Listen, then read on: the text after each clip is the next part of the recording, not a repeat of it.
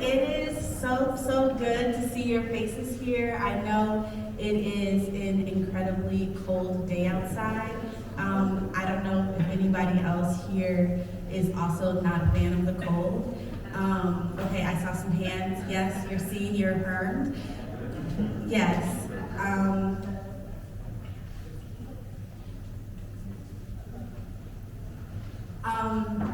So I just thank you for coming to kick it with us on a Friday night. My name is Ajanaé Dawkins. I am the artist in resident at Urban Art Space alongside Arris Cohen, who is also the artist in resident here. Arris will be live painting for the evening, so it is going to be an extra special night. We are welcoming an incredible poet and writer by the name of Brittany Rogers to the city for her debut book, Good Dress.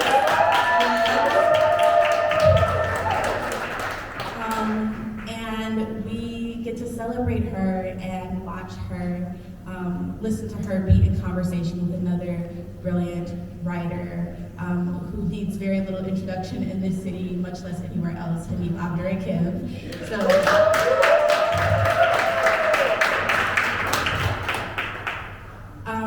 So I'm not going to do a whole lot of talking.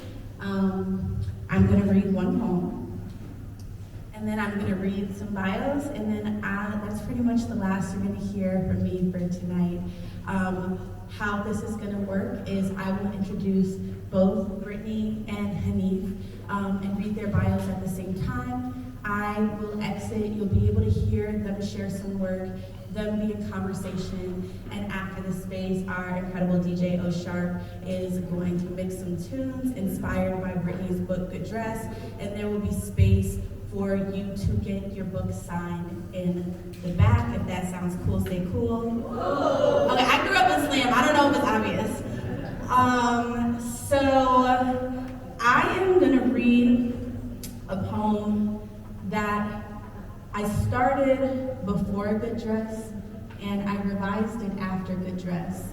And there's a way, so spoiler alert, Brittany is my best friend.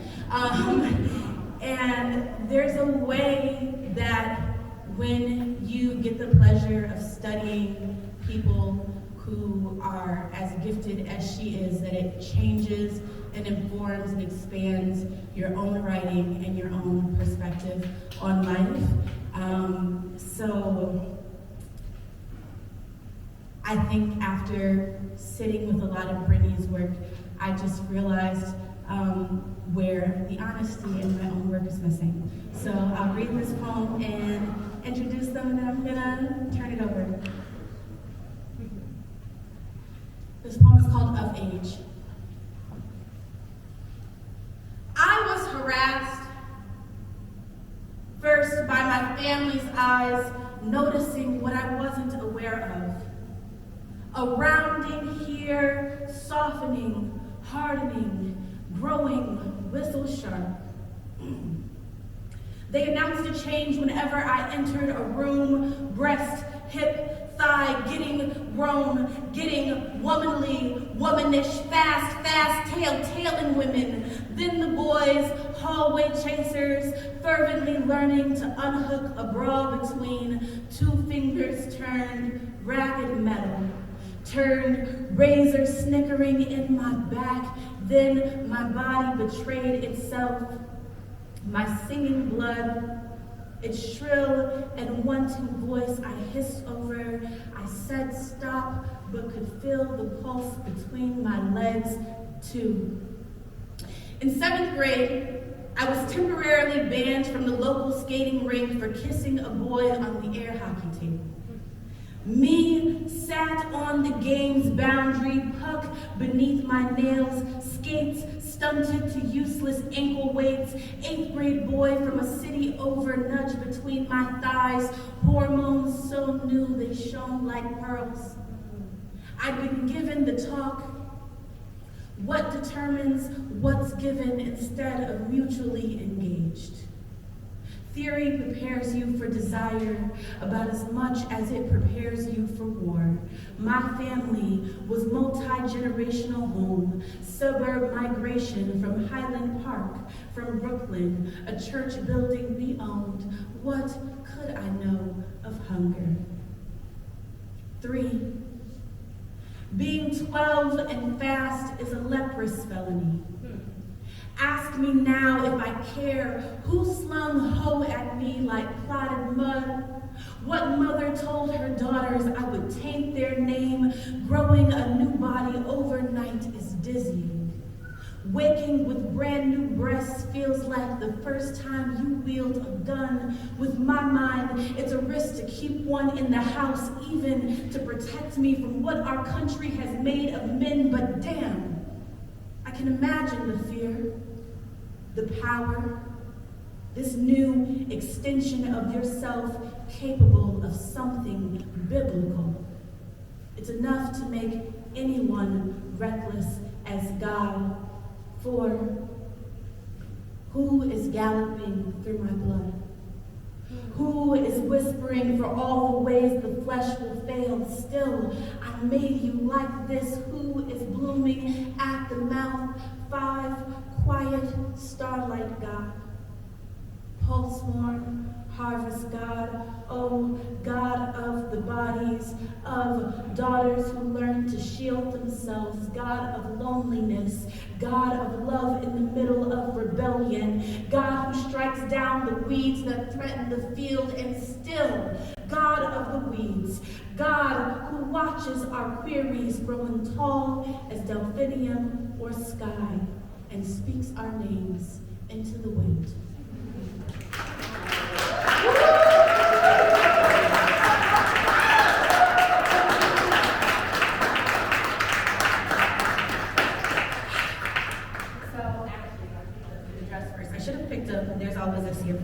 Okay, this is the last little thing I'm gonna say, and then I swear I'm introducing them. I am low-key geeking out about this conversation. So I taught at the university level for the first time this year, which was so exciting. And we read Hanif's work. And we read There's Always This Year. Most of my students said this was their favorite book. And just by proxy of the conversation, I put Hanif in my class in conversation with Brittany for the way they both talk about what it means to flex. So I feel like this is a conversation I created in scholarship first, and seeing it now happen is so exciting. So there's 1,000,001 things I could say about Hanif. He has a crazy, obviously, resume. Hanif Abdurraqib is a poet, essayist, cultural critic from Columbus, Ohio. He's a recipient of the MacArthur Foundation Genius Grant, no big deal. Abdurraqib's most recent book, this is not his most recent book anymore, but A Little Devil in America was the winner of the Carnegie Medal and the Gordon Byrne Prize and the finalist for the National Book Award. His first full-length poetry collection, The Crown Ain't Worth Much, was named a finalist for the Eric Hoffer Book Award and was nominated for a Hearst and Wright Legacy Award. His first collection of essays, They Can't Kill Us Until They Kill Us, was named a Book of the Year by NPR, Esquire, BuzzFeed, O, The Oprah Magazine, Pitchfork, and Chicago Tribune, among others. Go Ahead in the Rain, Notes to a Tribe Called Quest, was a New York Times bestseller and a National Book Critics Circle Award and Kirkus Prize finalist, and was longlisted for the National Book Award. His second collection of poems, A Fortune for Your Disaster, won the Lenore Marshall Poetry Prize. He is a graduate of Beechcroft High School. Period. Okay, there's not really a whole lot else to say. Just light work. I also just want to always put in the space my gratitude for Hanif. I feel like I probably still told this story 1,000,000 times, but I was a very baby poet, and my memory of Hanif in spaces is always him knowing very little about me and yet extending an extensive amount of kindness and generosity to me in a way that it literally made me move different in how I navigate as a literary citizen. And so for all of the awards that Hanif has, that is the first thing that I think about when I hear his name, is that he is just an incredibly kind and generous human. So I'm going to read Brittany's bio. I can't say too much about her because I'll cry, and if anybody who spent more than 10 minutes on, I will cry, and it gets really wild real quick. So just know that one is somebody I'm deeply in love with, who has changed my life in every way. There's a poet named Cornelius Eady, and Cornelius Eady talks about one of his best friends, Toy Darracott, who he created this thing called the Cave Canem Foundation, which is like one of the most prestigious and biggest foundations dedicated to Black poetry.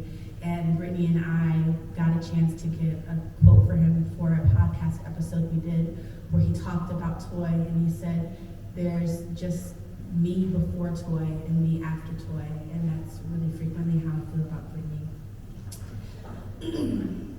Brittany Rogers is a poet, educator, and lifelong Detroiter. Her work has been published in Prairie Schooner, Indiana Review, Four-Way Review, Underbelly, Mississippi Review, Lambda Literary, Oprah Daily, and elsewhere. Brittany is a fellow of Bona, The Watering Hole, Poetry Incubator, and Pink Door Writing Retreat. She is the editor-in-chief of Muzzle Magazine and a co-host of the Versus podcast, where I am her co-host. I am going to have us clap Hanif up to the stage. Good to see everyone, and it's such a great honor to be here in the name of this beautiful book and this wonderful poet. There's so many threads that connect. I think Brittany and I, and Ajanaé and I, Brittany is, I forgot you're the EIC at Muzzle, and like that was the first editorial thing I had as a poet. Like I was an editor at Muzzle, and I learned so much about just being a kind of reader of poems. And so that's another small but wonderful connection. I don't want to, I'm excited to talk to Brittany. I'm less excited to read my own work, but I'm glad to read a few poems. I'll read three. Maybe before I read, I mean, people know the pace at which I read, so when I say 3 poems, it's gonna be like 4 minutes, but we'll see how this goes. The poems I'm gonna read, at least the first 3, maybe I'll read a 4th one, they all have the same title. There are more ways to show devotion.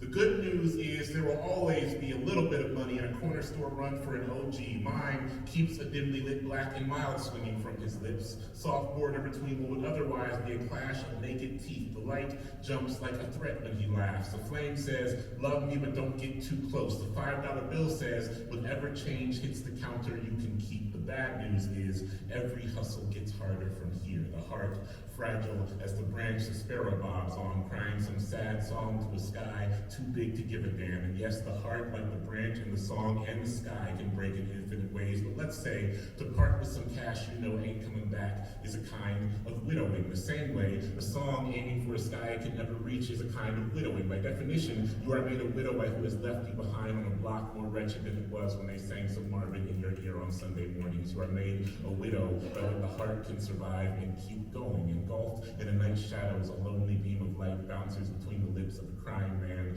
left to throw money at a block that won't bring his woman back. Whole city, a mural of our various aches. The stick-up kid whose gun jammed after he pulled it, and the drug dealers who didn't. The 2 men slit with sweat and blood, rolling in the grass, throwing fists until they laid atop each other, heaving the names of their dead mothers into the air. And just like that, they need each other to stay alive a little longer. What you have survived is what has not taken you yet, says the OG, flicking ashes into a wind blowing west, where the highway carried her beyond here to some other city, dying in some other way that ain't better, but sure is slower. The code is, whatever you find you can keep until it does not want to keep you. Do you get what I mean about hustles now?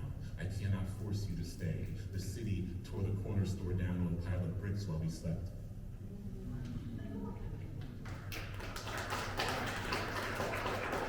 I feel like I should also extend some gratitude to the urban art space, which has always been so generous to me. There was a point where I hosted a series where I wanted to bring in poets who were on their first book and host them in Columbus and have them do readings and be in conversation. This was like in 2018, 2017. And there were some institutions of the academic sort on what we consider a main campus who were not interested in hosting that. And the urban art space was like, no, we got you, come do it here. And we did it here for like months and months and months, and that was really cool. No disrespect to any academic institutions that some might say are consuming much of the city without offering much in return for that consumption. Here's another poem.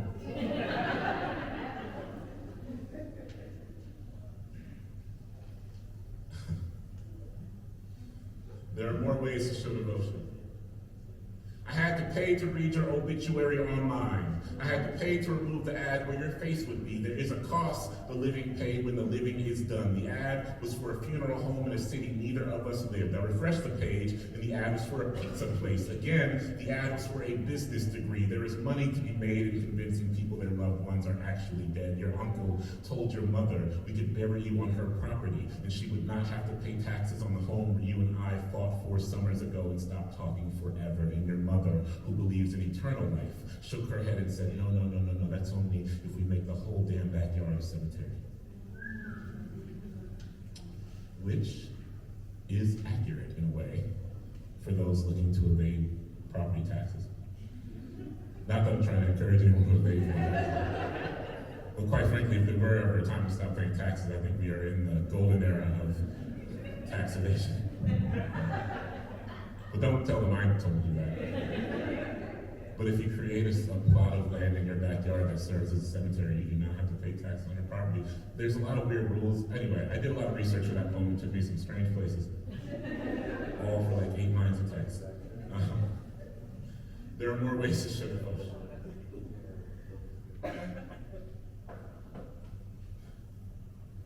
At the end of my young boy's gold rope, there was a gold bullet. At the end of the bullet was my face golden wide and beaten by a sky's precious dagger. The preacher pressed palms to my young boy's forehead and held him underneath water. At the end of the flood, the preacher says, we might all see heaven. My young boy's grandmother filled the tub that made her baby holy, and at the end of it all, she became a god on God. Someone you dreamed of killing will outlive you.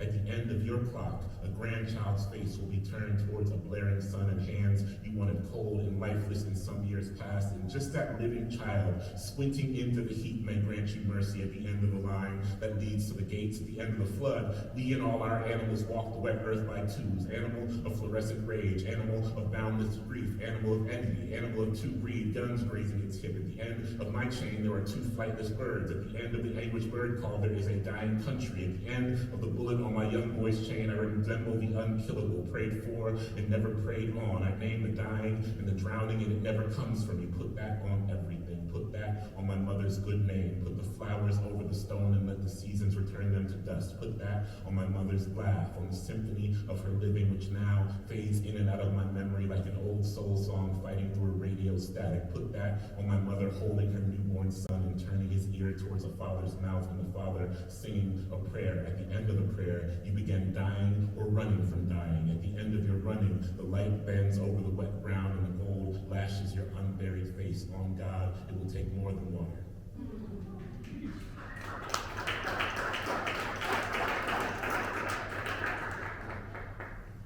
I was like, I'm gonna read 3 poems and stretch out some banter, and only 5 minutes has passed. You would think after being on stage for a full year straight, I would understand time management. I'm gonna read one more.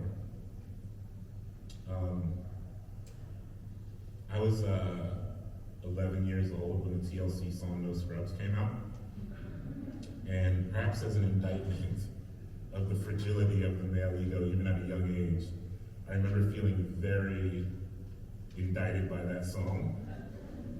And, the fascinating thing about No Scrubs is, if you think about it as like a writing world, is like the first act of the song, Scrubs are kind of this ephemeral thing where they're not grounded in anything. It's just like, a scrub is a guy, but they're kind of like, you can't spot them, they're just kind of, that's what makes them dangerous perhaps, is that they move among us.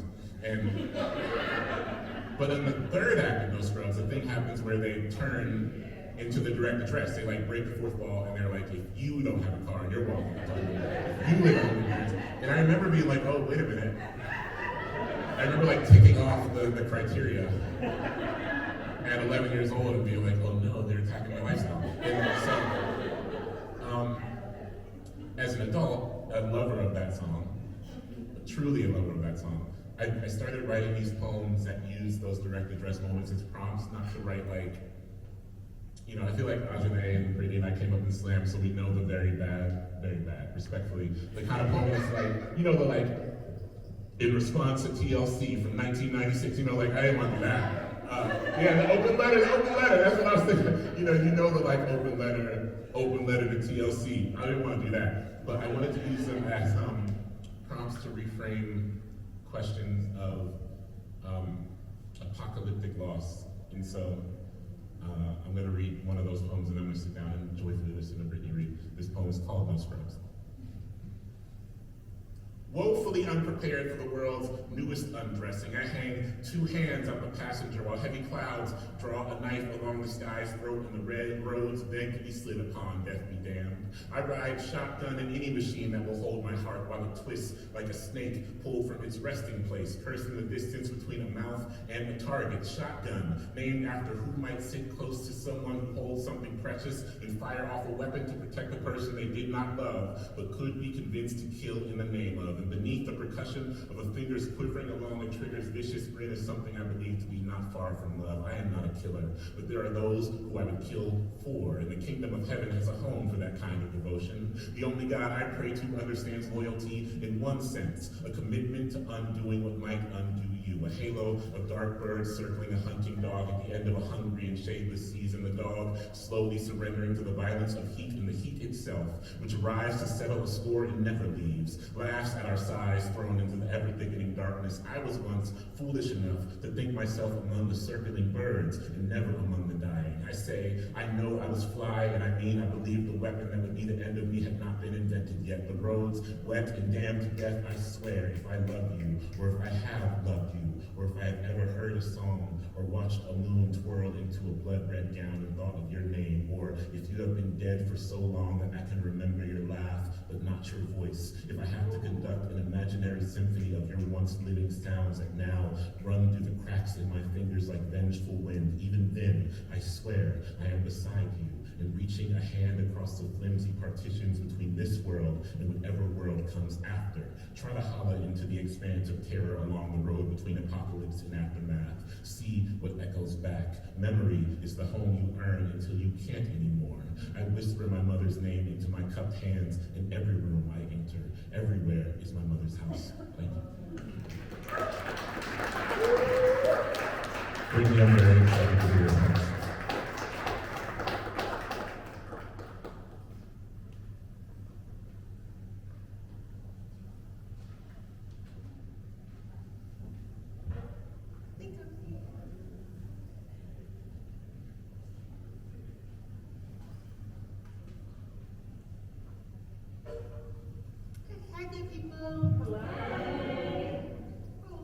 Okay, I feel very emotional already, so I'm trying to like kind of compose myself. Ajanaé is the love of my life. And I'm just so grateful to be here. I love you too. And she's so sweet, and she read that poem, y'all. See how she ate that shit up? Like, that's what I'm talking about. And I'm especially grateful to me for being here and for reading. Like, I feel like breathless at your work, and I'm just like, Jesus, Hanif, like, why would you do me like that right before I was about to get up here and read some poems? My God, today. Okay, so,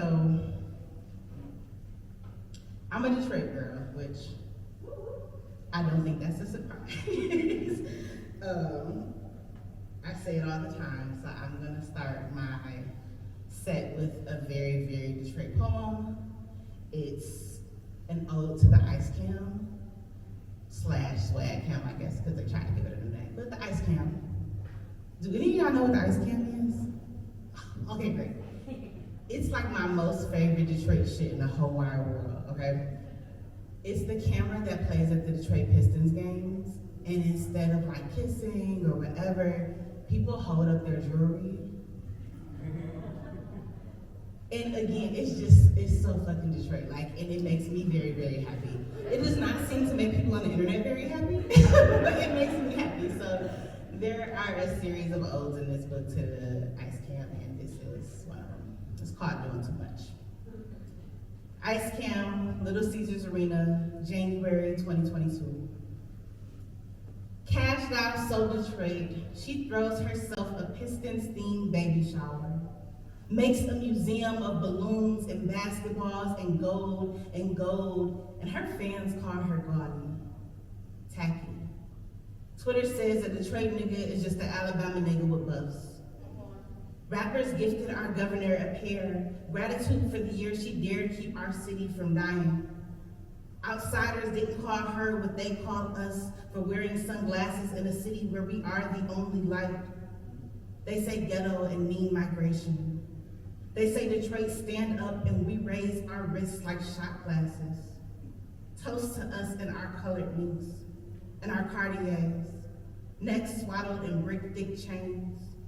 It ain't a flex if he ain't wearing at least two in a Jesus piece. If his watch ain't thick as firewood. What's love if your face isn't encased in a necklace long as spite? There are things worse than extravagance. They all know our names.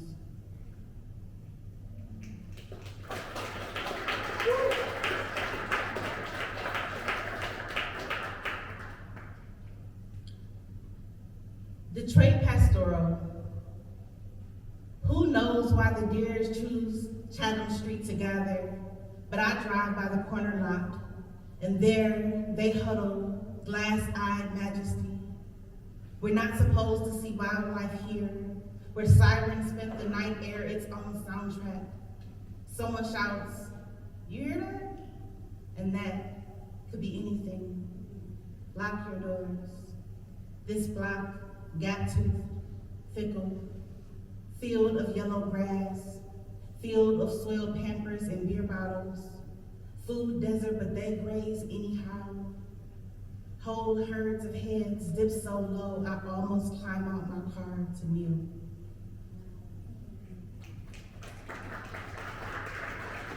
So, there are a lot of things that I love most about Detroit. And I do mean a lot. I love our extravagance, I love our audacity, I love the fact that there's like always an idea of what people think it means to be a Detroiter, and then they get there and we're like, I got you.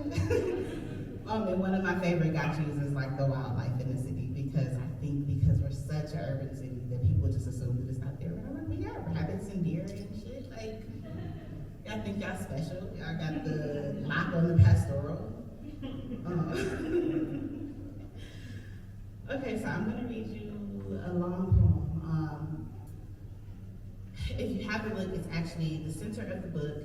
It's a sonnet crown that I wrote when I was thinking a lot about my family's history of migration. My grandmother is from Georgia, my grandfather is from Orangeburg, and just thinking about what it means to be a Black Detroiter, because essentially to be a Black Detroiter is to be a child of the Great Migration. Before I was born, my kin owned things, a corner store, 2 family flats, good ground. We grew brown fruit, thick bark, lost it all and no one caused to explain how. The living let lies fall from salt-slick tongues, not grown enough, don't recall. Who told you? I comb through the obituaries, but they too lie closed-mouthed. Maybe death is the only truth. I keep trying to come home. Everywhere I'm from is theory. Everywhere I'm from is theory. I gather a bouquet of maps and mark. We were here, under the factory, in front of that old Catholic church, where the eggshell house was torn out the frame. Yes, there, under the freeway's thin angles. My husband and I buy a house on the west side, paint the dining room tangerine, walk to the park ballooned with barbecue, blunts, laughter, oh the laughter floating bubble thick. You gotta be from here to get the joke. It's not funny, but it is. They put, of all things, a cocktail bar at the corner of my granny's old block where her once house now sits desiccated and fragile. How long has it been since I flew from the garage roof, soaked my bruise in her old clawfoot tub?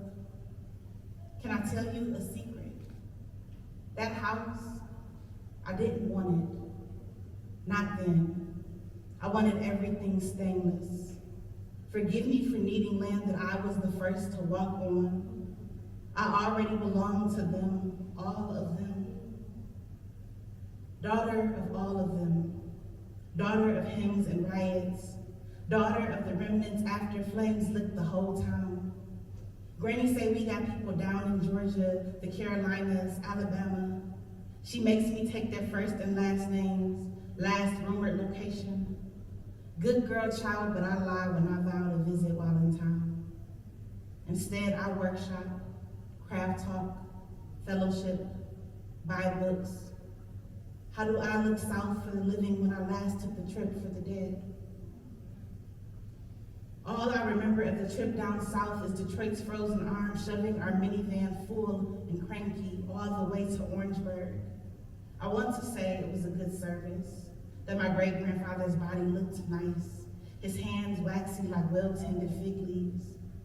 Before we put him in the ground, what looked like a snake sprang from the yard of our distant kin. I can't picture the casket, but I still hear my cousin's howl of laughter, so loud the magnolia shook. Look at us, so city, spooked by grass. Look at me, so city that I won't consider leaving, though winter grips my neck with its blue fingers each November. Ain't no rest here, but why should I give up my house, my aunties up the way, my church on every corner, my black folks, my hallelujahs, my makeshift cousins, my goddamn, can't nobody out to us. We all know New Detroit got sticky fingers. See Howard Stonecast Corridor, Midtown, Belle Isle, the family market, my granny's house. Is this the bounty her mama migrated for? Her mama migrated here after the first riot, years before the second. I plead for stories about Georgia. What made y'all flee? Would you ever fly off and leave us? She swears she's here to stay, but the only honesty is death. She reminds me she'll meet the Lord one of these days. I don't want him to have her. Forgive me my blasphemy. She's where I get my honorary tongue. She is where I get my everything. You expect me to give that up? I belong to this line of daughters before I was born her kin.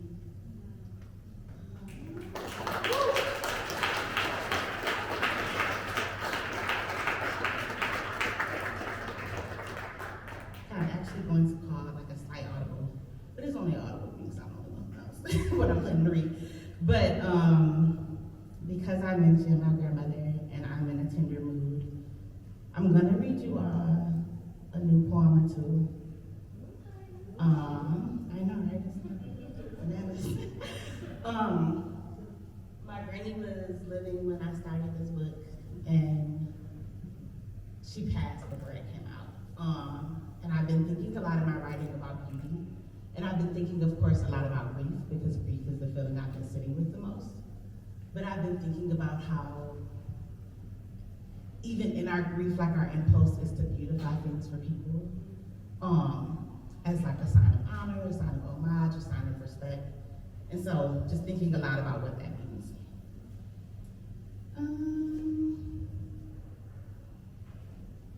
I'll read you one about a baby first, okay?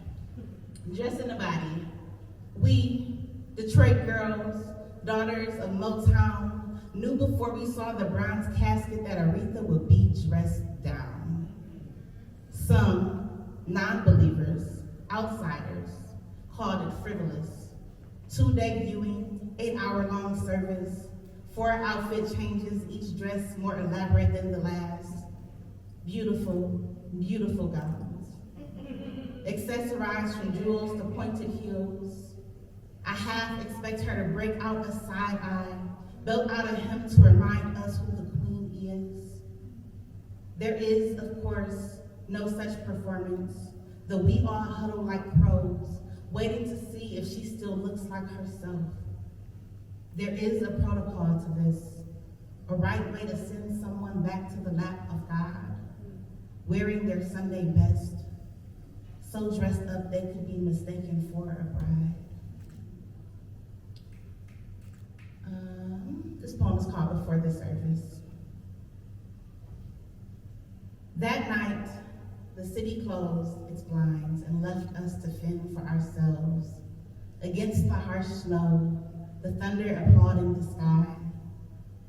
I imagined my grandmother watching from behind that thin veil, fit for a bride, that she's the reason the storm didn't swipe my car off the road on the way to the emergency braid appointment after the first braider lost power in her booth.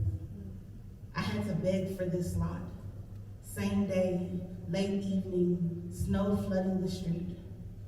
On a different night, I might have tried to tame my own roots, but how could I chance a failed twist out, a poofed out crescent curl, my granny girl watching from the altar as I walked into her funeral unkempt. I couldn't bear to fail her in that way, looking unloved, messing up her good name. I know my granny loved me down, would have bent that roaring sky and came back home to me, if only, if only.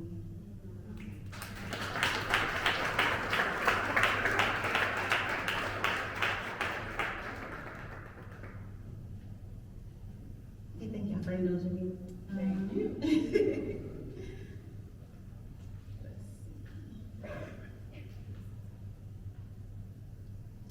Yeah, I'm a hard pivot. But it's not her, because my granny knows who her grandmother is.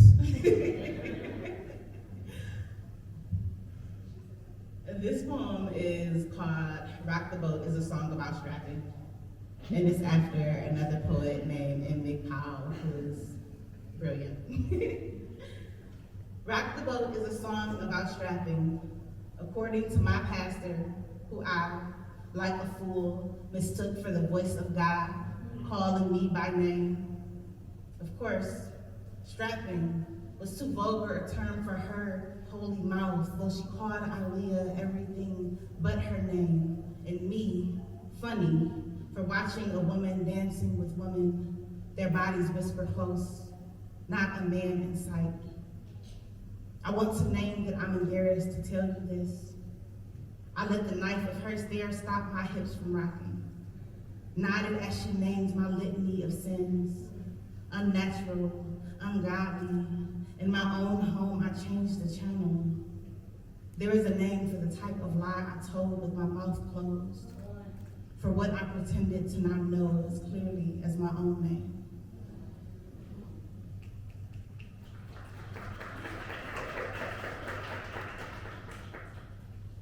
Okay, I'm gonna read two more poems for y'all, and then I'm gonna talk to Hanif, which I'm very, very excited about. It's the highlight of my day.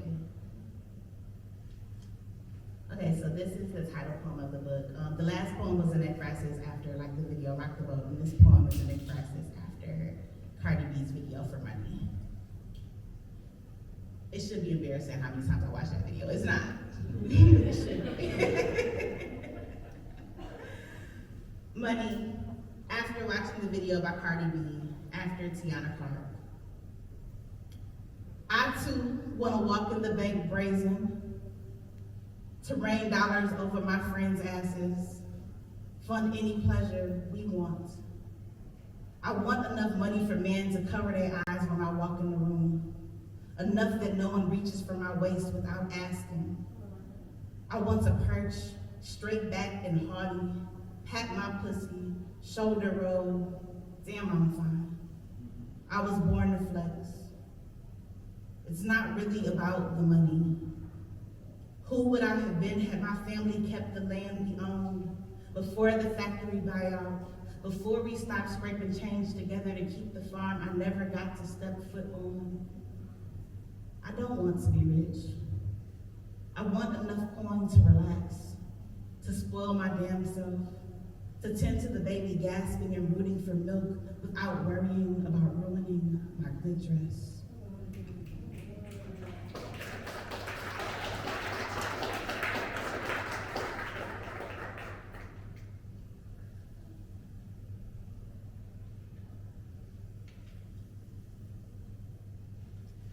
People are always asking me how I get stuff done with my nails.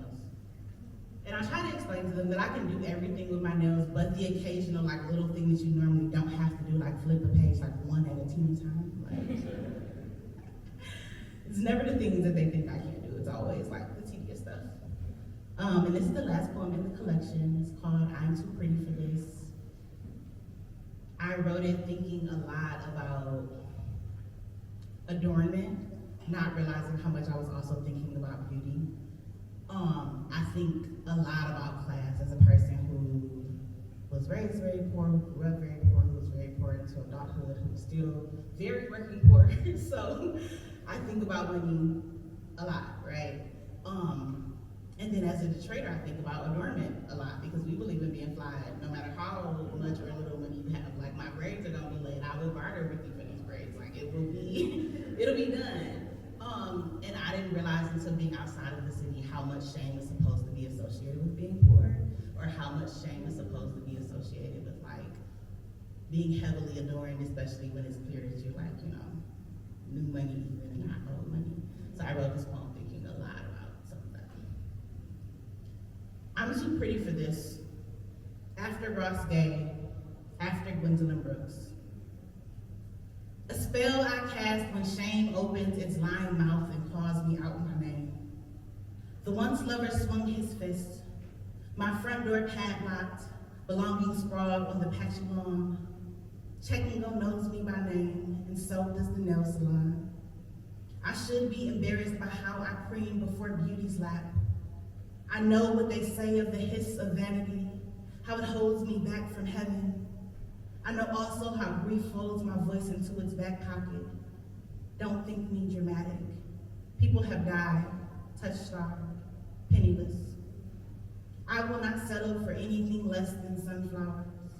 In every room, a vase full of their ornate faces, bone straight backs. Everything keeping me alive is the most beautiful. Every day's color is yellow.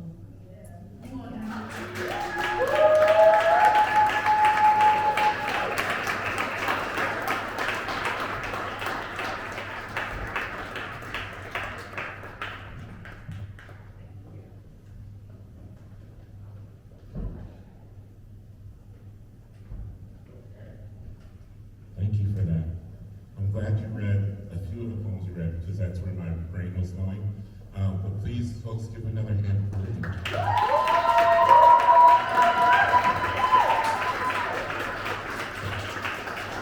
How do you feel? A debut book is hard, but also perhaps rewarding. And this has been, what, 3-4 a month? It's not been a full month yet, has it? A little bit over it. It came out October 13th. Wow. Yeah, so a couple months, yeah. How do you feel now?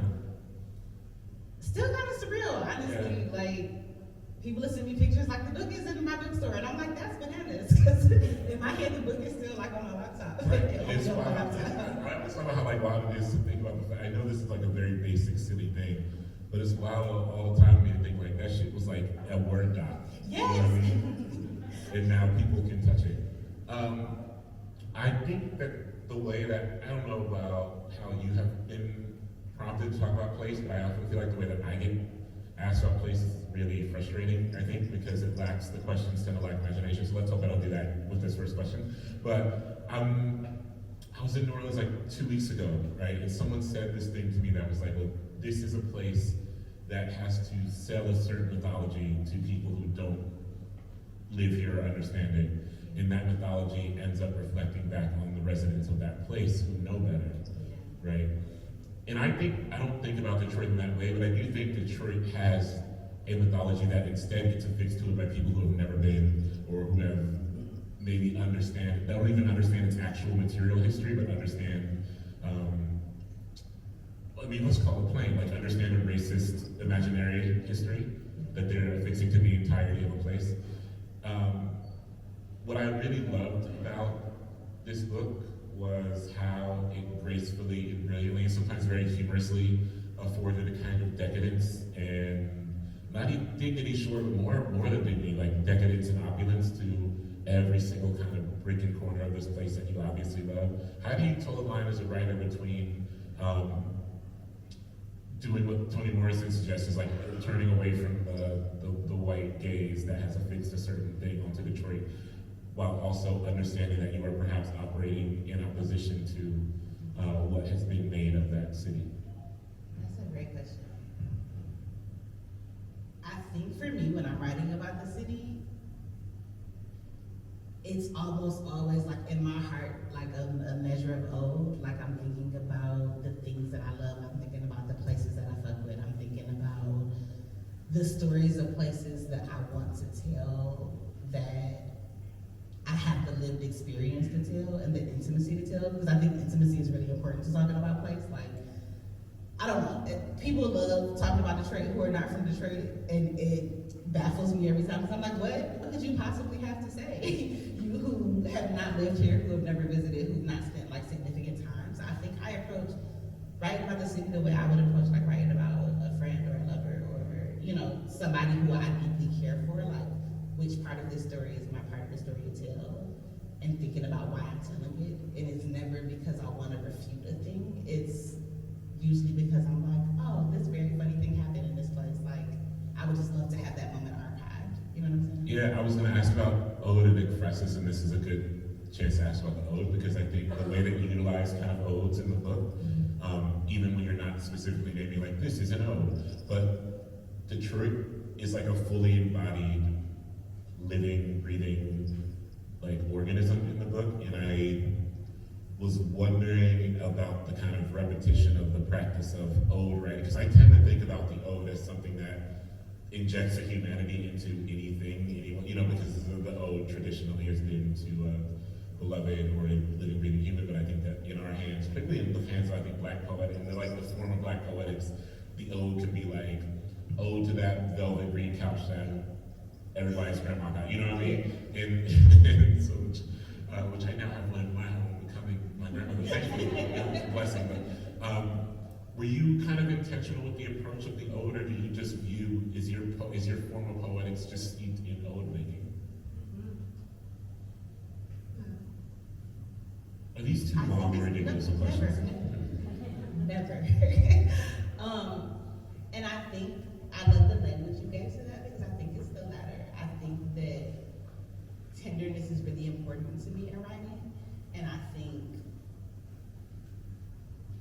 writing about things that I feel intimately close to and challenged by, and sometimes like a bit afraid of, is something that like I'm intentionally trying to do when I go to the page. So like familiar enough with the subject to talk about it with honor, but still also like, I don't know enough, so you may just surprise me with whatever comes out. I'm gonna borrow that language. Now that I think about it, I was making as a part of my poetics. Yeah, I just loved walking through your version of a place I thought I understood, you know what I mean, or I thought I knew. Like, I love Detroit, I think about it fondly often, and I have spent so much time there through the years, both as like a kid going to punk shows up there, and then as a young poet, like young slam poet, especially going up that way, and to be walked through Detroit. And I actually think this is, if there is a school of Detroit poetics, which I fully believe there is, what I have so much gratitude for is that generationally, like I feel like this is my 20th time being walked through Detroit by the 20th Black poet, and it feels, even if the landmarks seem vaguely familiar, they don't, right? And so I'm interested in like is there a lineage of Detroit poetics that you feel like you situate yourself in? Understanding, of course, that like lineage is not, like lineage is our choice and we can situate ourselves however the fuck we want, because like the people within our lineage probably don't care much about our presence within it, but like we situate ourselves in lineages to afford ourselves responsibility to do well by the people who came before or might come after. So is there a Detroit arc of poetics that you feel strongly about? For sure, there's a Detroit school. Ivy is considered the top of our Detroit school. Again, like you said, whether or not Ivy knows that I am a person who is writing poems after her lineage, I do not know, but definitely in that lineage of Ivy and Erica Foreman for sure. She was like one of my first poetry teachers. Francie J. Harris. Era D. Matthews, Tommy Brown, they're all like in a Detroit school, and I think like that Ivy, Erica era line is, those are my people. If I write a poem that makes them proud, then I'll be like, okay. I feel like I'm not, especially as someone who like makes shit, I stopped being one of those people who demands shit from people who make things. You know, like I'm not like, where's the album, where's the book? That said, like, I would not mind another Francine J. Harris book. You know what I mean? Like, I'm not. I wouldn't be pressed at all. I'm not like sending emails like, where's the book, where's the book? But if we crossed each other's paths on the street, I might be like, listen, you know, working on anything? Can I see it? Can I hold it? Same with D. I know that D is always working on shit, but like, I would love another book. Same. D. Matthews is the first poet, the first 3 poets I saw featured in my life were 3 Detroit poets. At Writing Wrongs, I feel like no one in the room is gonna remember this, but at Writing Wrongs, Blair came. And he did this like wild ass set, he would have loop pedals and shit. Then I saw Jamal. And then D. Matthews, Scott Witzy's hosts this thing called First Draft at Kerouac, where you remember this shit? Like you could only bring new work, nothing but new work. And D came through and bought an entire book and just read through the whole book. And then like 8 months later, you know, me and Will Evans bumped into her and he was like, man, where's that book that you read? And she's like, I burned it, I started again.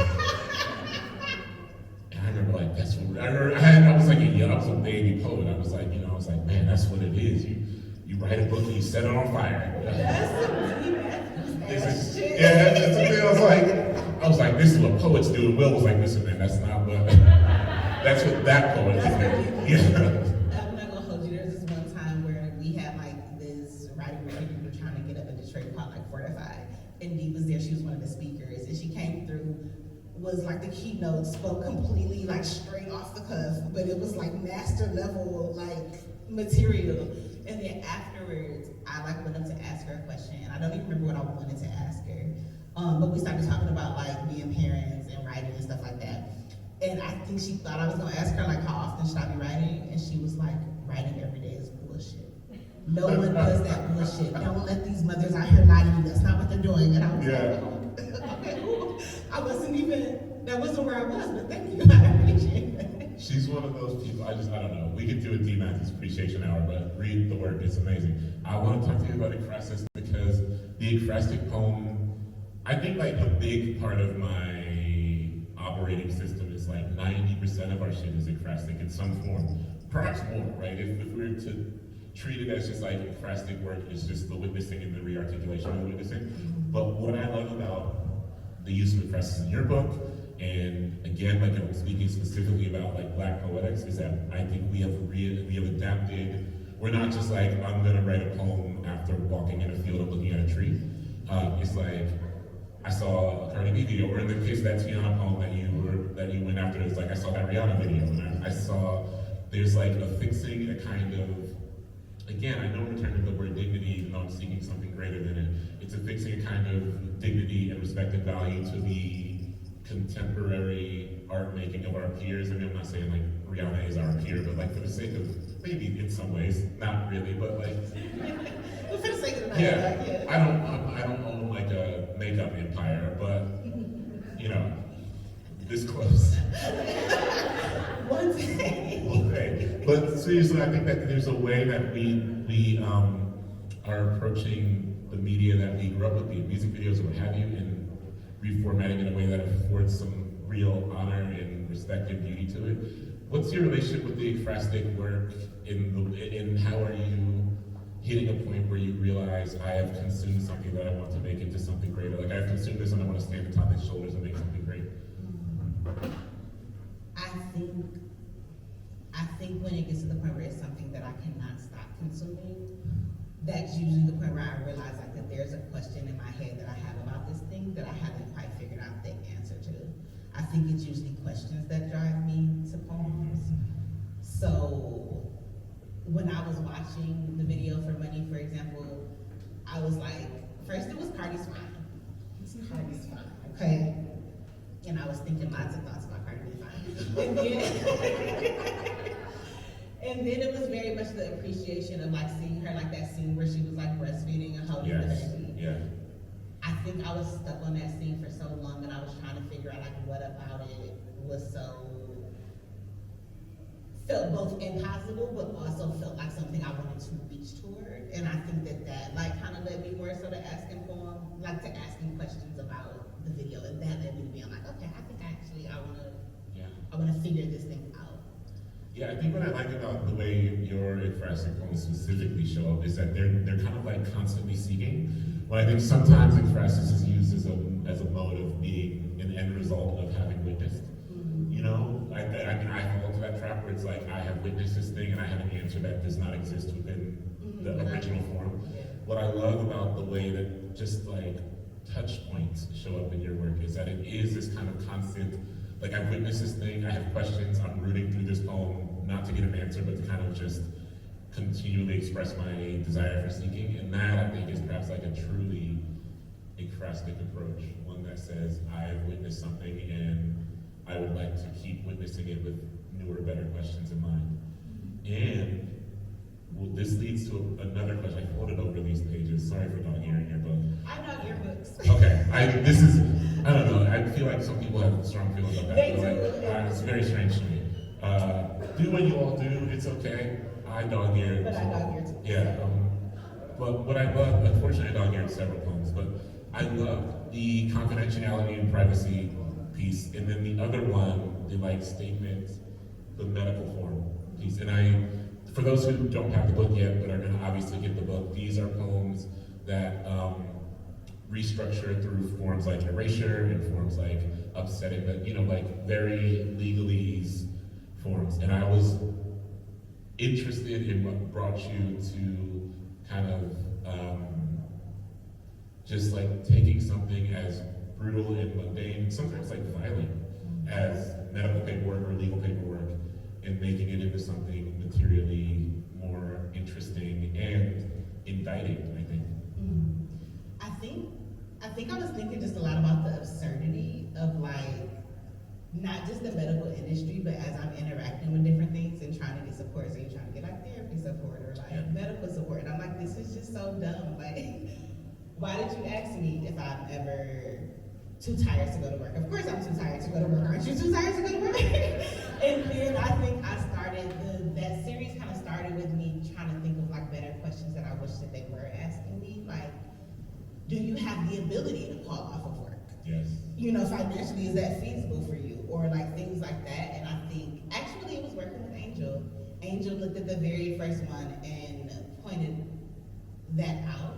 That was like, okay, you seem to be like really rubbing up against this form in a way that you want to have a conversation with like the medical industry. And I was like, I do. So she's like, okay, so how can we make that like more apparent? And I think I changed the questions a lot to make them more, to reflect that I thought that they were absurd, but also I adopted the forms because I wanted to immediately like situate whoever was reading it in the same space that I was in. So like, if this is not your regular practice to be in the therapy office and they're asking you, how often have you felt deeply anxious? Every day, nearly twice a day, these many times a day. I think I just wanted people to be as immediately situated as possible with what I was feeling. I have three big questions that I ask you, and I want to get through them effectively and efficiently. But the first one's about the line by line precision. Like, I was really blown away by what I can only imagine is the precision of your editorial eye, like self-editorial eye, within the book, because just on like a line level, I mean, we read a lot of poetry books, we all do, well not we all do, but like at least I know you and I do, and you read a lot of individual poems too, in your post at Muzzle. And there are poems that we know and love where we still are like, oh, I wish that would have ended maybe 2 lines ago, or I wanted to see a little more from this small thing. And I at no point in your book thought, it's just so precise on a line level. And I'm interested to not ask a broad question about your editing process, because that's not that, we all, but I'm interested in your work at Muzzle. Like, how have you felt yourself changing as a self-editor by perhaps putting an eye on others' work thoughtfully? I think it just made me a much sharper, reader. I pay a lot more attention, and there's some ways, right, especially when you're reading hundreds and hundreds of poems, where you can tell, okay, the speed of the poem really matters. Like, okay, this poem took way too long to get to this point that it was trying to get to, or this happened too fast, or these lines moved too long this way. And I think, doing that for so long made me look at my own work and be like, okay, would you accept this poem? Would this poem interest you as an editor? If no, then no. Will you just say out loud what you're gonna say? Sorry, I was gonna say like maybe one more question and then we'll turn to audience questions. Okay. Sorry. Because I was like, I don't know. Okay, yes. All I caught was audience, so I was like, I'm gonna just roll with it.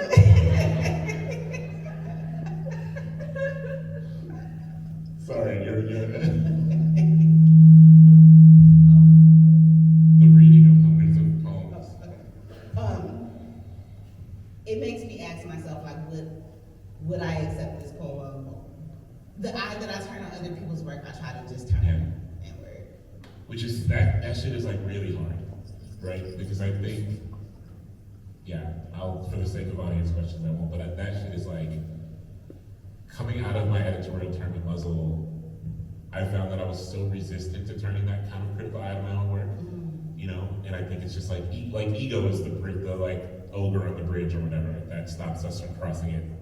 But I'm glad you have certainly found it. You've certainly like conquered that. I'm gonna find a question here by talking through this. I'm not gonna be more of a comment than a question man. And none of you should be either, by the way. Since we have cracked that door open. Let me open it fully to you and embrace, step into the room with a question and not a comment. I really cherish particularly Black working class writers, you know, who grew up poor, like I feel like folks in this room especially perhaps know my background, like I grew up, don't have an MFA, was awful at school, incarcerated, like lived on the streets, etc., etc. My first mentor as a writer writing roles is the great Scott Woods here, who is also a working class writer who, like, you know, got kicked out of OSU, you know, this type shit. And so I'm interested in how you have, to me, outside of this book, right, have done some real work in capital L literary citizenship, whatever that means, which I think in your case means analyzing, like what you and Ajanaé do on the show, and what you do at Muzzle, like analyzing poetry and providing a place for people to encounter it in ways that they otherwise might not. How does your background inform the way that you kind of seem to, at least, fight to make poetry a touchable thing for many people? No, it very deeply, it shows up in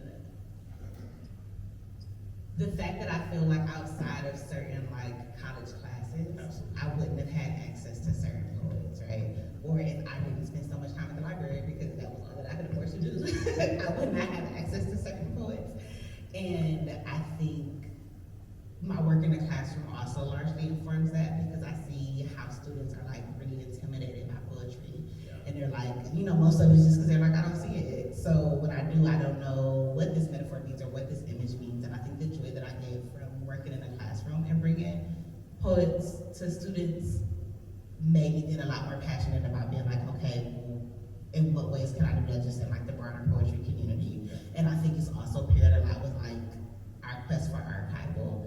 I think that's really important to us, that the work of like marginalized poets and Black poets especially be archived in a way that anybody can come through like years later and access this information and not need to sit with like somebody's thesis advisor or whatever to be able to understand it. Yeah. And Detroit has such a beautiful culture too, like lineage building, like young poets. I've always been impressed by just Detroit's fierce commitment to like putting poets in high schools and having like programs where poets can talk to teenagers, and I mean that shit like actually works. It builds an actual pipeline for something that can be like the Detroit School of Poetics. It's how I became a poet. Yeah, right. It's like all the poets that kind of came up in slam through Detroit when I was first coming up in slam all had backgrounds in like youth shit, you know what I mean? And so there's a real lineage building that is being done there that has always impressed me and made me a bit envious. So thank you for that work as well. Okay, audience questions for folks. Yeah. Hi. What was the first question? Is Taisha? Oh, hi.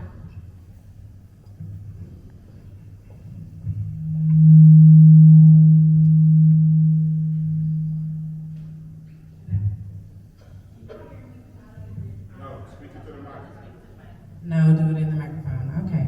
Hi, I'm so excited to see y'all. Question. So Black folk generally impacted by multiple cities, even if they don't travel outside of their own city, just because of our migration stories, the way that it's impacted who we are as a people. I'm curious about what other cities have impacted you, have had an impression on you, and how that shows up in your work, or if you would like for it to show up in different ways. That's a fascinating question. I don't know that there are specific cities. I think that if I'm just thinking about the migration pipeline for Detroit, it's largely like Mississippi, Alabama, Georgia, right? So everybody that I know by proxy is like Southern. So I think it was a long time before I realized that everybody's city didn't have that same kind of makeup. I think, there's one time where Jericho Brown, they did an interview with him and they asked him what he loved most about being from the South, and everything he said he loved about being from the South. I was like, shit, that's what I love about being from Detroit, right? Down to like the landscape, down to the fact that he was like, I only see white people at work, and I was like, me too.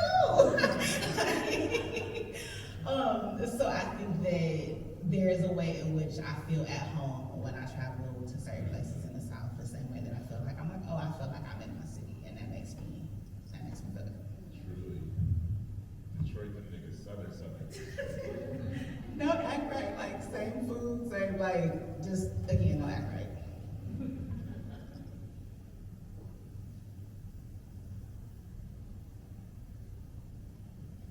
That's funny.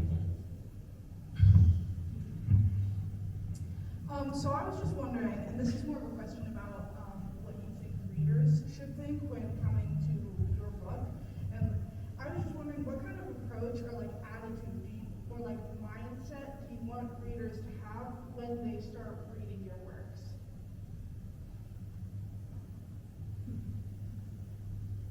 That's a really good question. I'm thinking about it.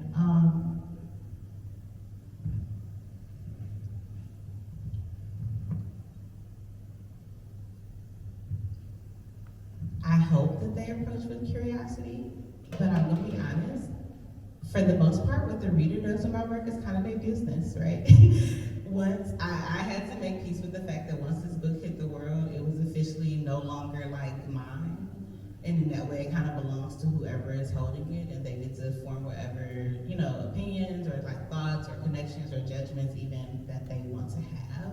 So I don't think I think much about how I want the reader to show up as much as I just want the fact that a reader is showing up means a lot to me. So that's kind of where I'm at.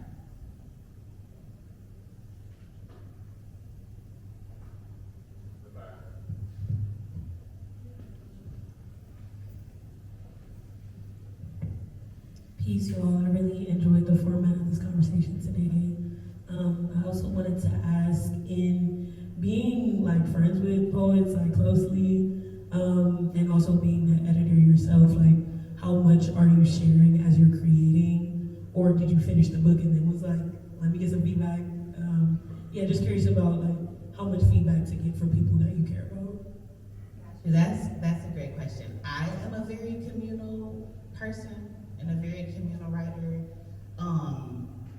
I think I got really lucky in that through that youth programming in Detroit, most of my very close friends are poets because we all met there, right? So the person I'm married to, Ajanaé, like our gang, our squad that we still hang out with, we all met, 13 years ago at this point? And have been writing together literally ever since. So I don't know that I have a poem that I've written that Ajanaé hasn't seen, right? And that doesn't always mean that she gives edits or feedback. It just means that I love you and I want to share this thing, that I'm working on. And I think vice versa. So we have whole open folders where it's just okay, as I add to this folder, you can see the things that I'm adding.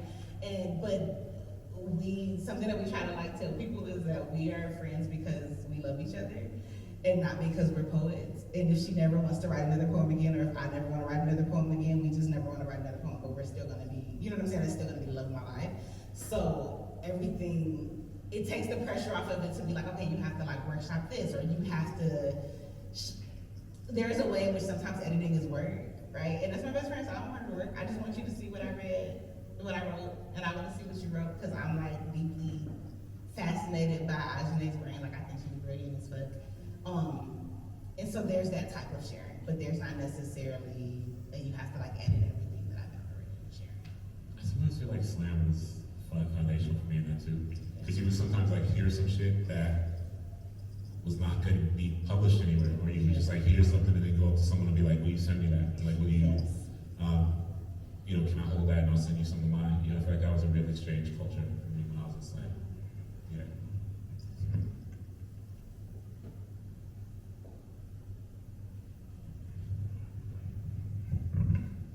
I was trying to let Columbus speak. Fellow Detroiter here. Also have spent a lot of time writing poetry with you, so it is beautiful to see you on the stage. And knowing that I've been able to witness how you write, and now we're able to hold your beautiful book that everybody needs to get.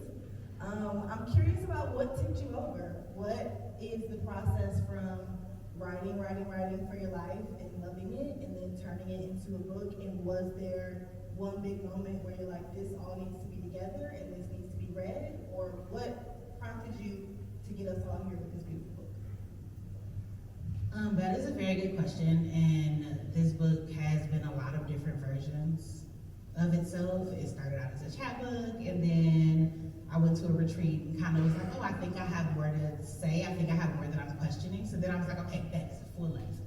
And then I thought I had that all figured out, and it had like a different name, and it was like largely about motherhood. And I was like, okay, at that point, I just felt like it was like the next logical step. Like, okay, cool, I have enough poems, they're here, it's a book, I'm gonna do something with it. But I was really frustrated with most of the poems. And I was like, okay, they all need edits, and I can't quite put my finger on what they need. And editing is the space in the writing process where I feel most comfortable, right? I joke that I'm like, writing, I take it or leave it sometimes, right? But editing is where I'm like, okay, once I have it on the page, I can figure out what to do with it. So feeling stumped like that, it was kind of like, okay, I guess I'll just send it off, and if somebody likes it, then they can tell me what to do with it. And as Philip B. Williams, I was like consulting with him about the book, and he was like, no, I think it's a cool book. He's like, but you already just sound like you feel so distant from it. And instead of like editing poem by poem, like, why don't you just write a new book? And I was like, first off, that's crazy. What's your problem? But also I thought about it and I was like, I'm not excited by the book. And if I'm not excited by the book, by the time this exists in the world, I'm gonna be sad that it's in the world. So I started over. And I think at the time that I started over, there were maybe like 5 or so poems that were like left from the first book. And I don't think any of those poems made it into the final book. But by the time I finished that next round, I was like, okay, no, this is my baby, this is it, so.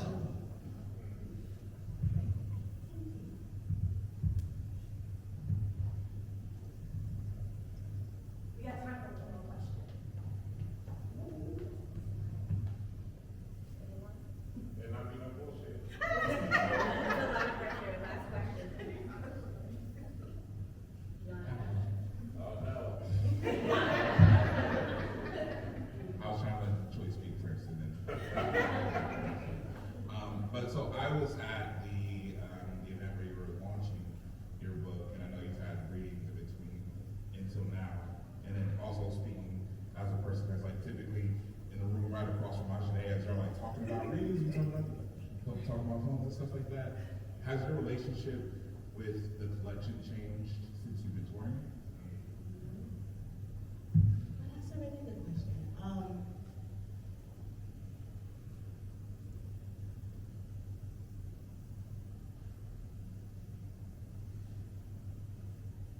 I think I felt a lot more sentimental maybe about like reading from the book. So I think depending on where I go, like it's like, a new audience each time. So I'm like trying to gauge their energy. I'm like, okay, I think in a book, like there are lots of variables for what you can read and what might land and what might not land. And I think the book has taught me a lot about like what parts of myself I want people to have access to when I'm at a specific venue. Like I'm not gonna hold y'all. I did a reading the other day, and I did not know when I got asked to do the reading, but I was the only Black person on the lineup, and I was the only Black person in the audience in the room, like all together. And I was like, I am like poems of this book. I'm not giving you banter. I'm about to read these poems and I'm about to go home, right? Like, so thinking about like how much, even though like you have this book, like you can read it yourself, I think it's made me think about how much access I want people to have to certain versions of me, and like that kind of curates like what I'm reading. So it lets me know how comfortable I am or not in this space.